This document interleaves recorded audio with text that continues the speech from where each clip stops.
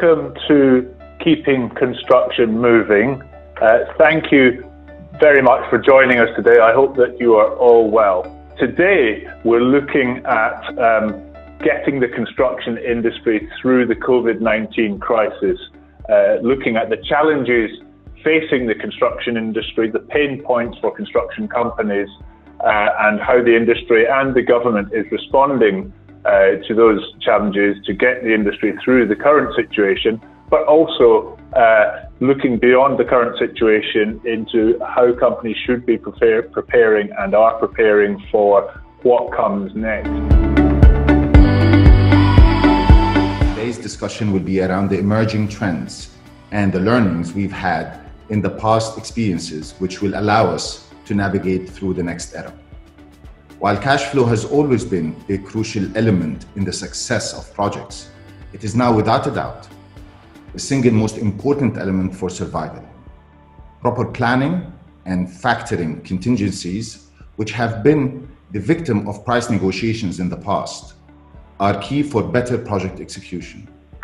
The last 2 months have shown us clearly that companies who have ring-fenced their project cash flows are faring better.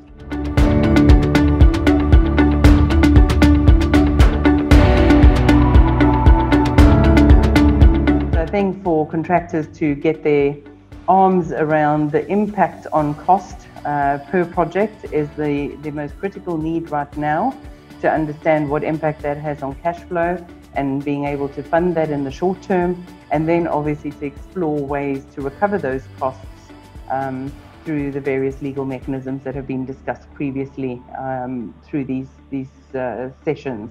The real need for a collaborative approach at this particular time in the market for the industry to minimize further economic disruption.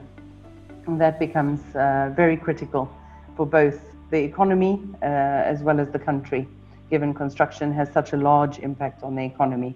What I expect to see over the next few months, and you're starting to see it a little bit with some companies, is you're starting to see company strategies for the future starting to emerge. So you're seeing people streamlining their operations, maybe diversifying, just changing and trying to position themselves for the future. I think it's important to say that a lot of that was coming anyway. And I think what's happened over the last month or two has really forced those decisions to be made. So I'm looking to see quite a different construction industry over the next, start to look very different over the next 12 months. And then probably over the next year, 2-3 years, it'll be very different going forward. I don't want to paint an overly optimistic picture, because I think clearly we're into a new paradigm now. And I think after COVID-19, it may well be that lower oil prices cause more problems for the projects market than the virus itself. And that's true for going into 2022, because we've already seen governments announce quite a large amount of cuts, particularly when it comes to capital spending. So clearly there are going to be fewer projects coming to the market. Now the question is, these projects which are being cut this year, postponed or delayed, will they be sort of backlogged and come to the market again next year? And I think it's too early to say. We just don't know how the oil price is going to recover.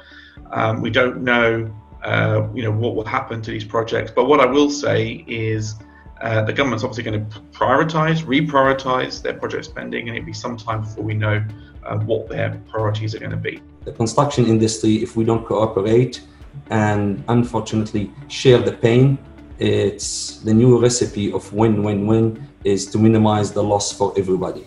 And the only way we can do that is by transparency and cooperative approach with the supply chain, the paymaster, the bank, with everybody. We got to address the issue and have an honest dialogue of what are we trying to do during this period.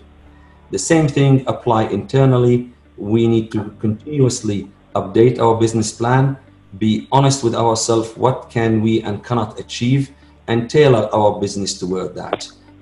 It means consolidation of our business. It means getting rid of a lot of the unnecessary costs, which might be justified previously. However, these are difficult times and call for difficult decisions.